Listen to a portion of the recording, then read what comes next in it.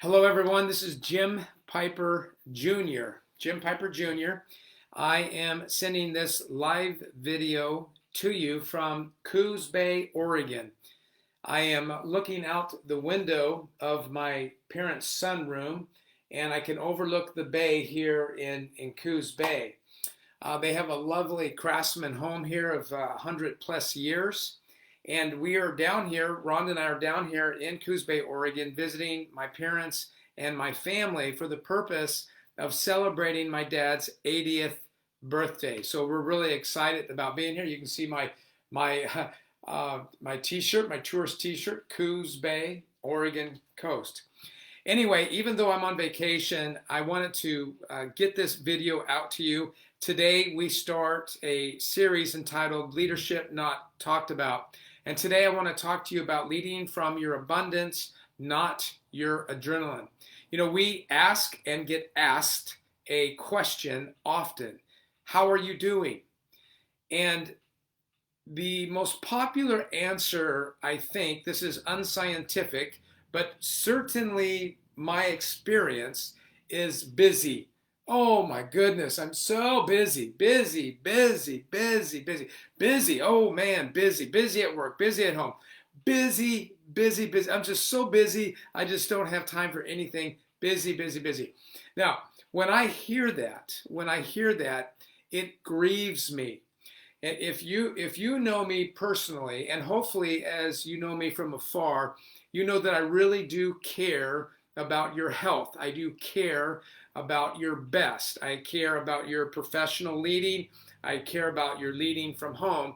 So I'm going to start this series off with a leadership principle, which I've already stated, but I want to encourage you to think about what it means to lead from your abundance and not your adrenaline. To stop living life where the tail wags the dog, as we say, from frantically skimming, going from place to place, doing, saying yes, yes, yes, yes to everything. I want to read to you a proverb.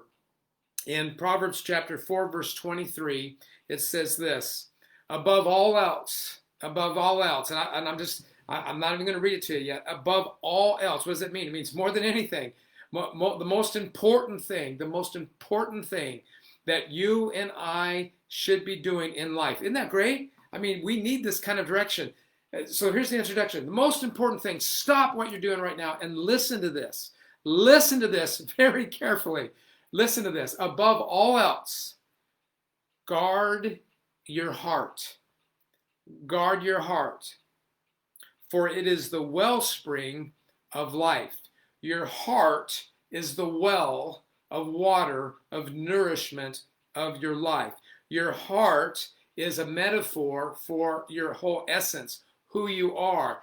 And it's a bit mysterious because God has planted in you a well. And let's just call that well your heart. And what you allow in your heart comes out.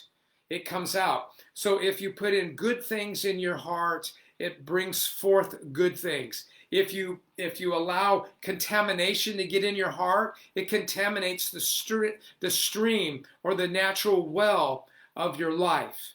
All right? And so here's what I want to do. You might say, okay, Jim, that's great idea. Wonderful idea. I need to lead myself and I need to lead others from the abundance of my life, not the adrenaline of my life, but how? How? With our time left, I wrote down, I have an article coming out on this. If you are not on my newsletter, if you are not a member of our newsletter, then you need to go to leadtodaysociety.com. Leadtodaysociety.com. You'll see right there where you can sign it up and you can get this article. Obviously, it would take longer than a few minutes to read this article to you. But let me share with you 6 habits that will create abundance in your life. Create abundance in your life. Now, let me explain this one more time.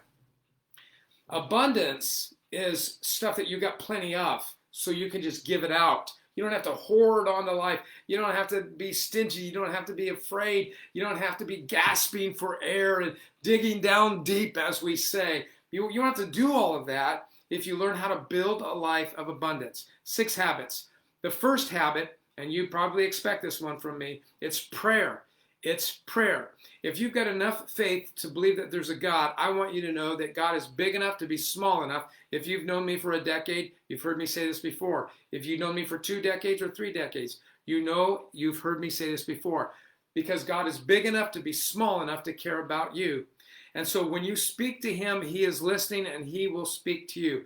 I don't have time in this video to go through the how I pray, but I would encourage you to make sure that you are on our newsletter list so you can get that how to pray, which will create abundance in you. However, I've got to at least share this one part with you.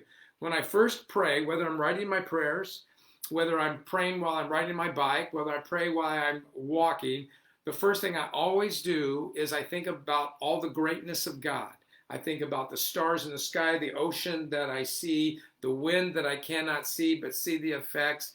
I remember my babies being born. I remember the joy of being a grandfather. I remember what my heart says about life, all of those things. And when I go through that, sometimes that's all I need to do because it shrinks. When I lift God up for who he is and how big he is, it has an amazing way of shrinking all my problems into something that seems so minute. All right, so prayer.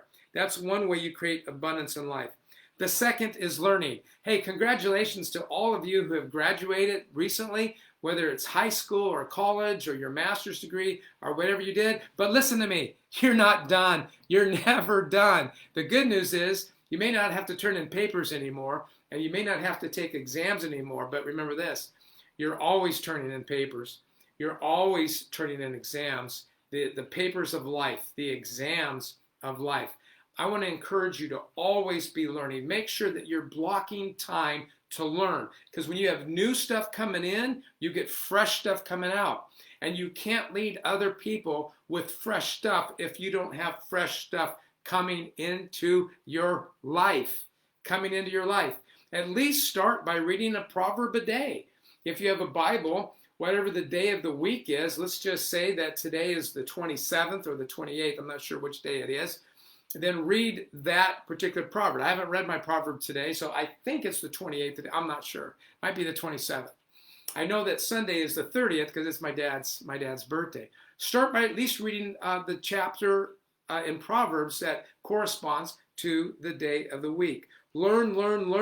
Podcasts are all over the place. Some are trashy, some are stupid, but some are really good. Some are really rich. Take in what you need and what you want. And you also know that I'm going to say this if you know me. Exercise. You don't need to join a gym. You don't need to become Mr. or Mrs. Universe. You don't need to do that. You don't even need to become a runner. You don't need to make a comeback with your high school sport. You don't need to do that either. But your body was made to move. And you'll feel better if you move. Look at me. I'm old. I move every day. Every day I move.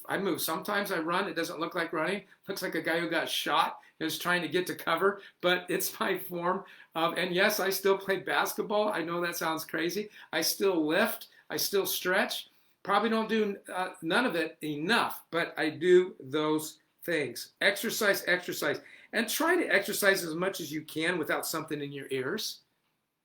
Don't try to multitask even. Now, if you want to listen to some oldies but goodies, some old rock, worship, whatever, okay, that's cool. But don't try to always mix in learning with exercising. Let exercising be exercising. Let it clear your mind. Okay, I got to hurry here. Rest. When you look at my playbook, I have part of my playbook plan is I rest weekly. I rest monthly, I rest quarterly, I rest semi-annually, and all those are different kinds of rest. Don't have time to go on that rest. And then finally, simplicity. You know how it works? Seems like every 6 months or every 6 years, your closet is stuffed with stuff, your garage is stuffed with stuff, your credit card's got all kinds of automatics coming out of it. You got all kinds of stuff because God loves you and everybody else has a wonderful plan for your life. So the marketing and the sales have happened. You need to clear things out. Get a savings account. Get out of debt. Simplify your life. Lead out of abundance. Not adrenaline, not the negative kind of stress. Thanks for joining me. Hey, like it. comment,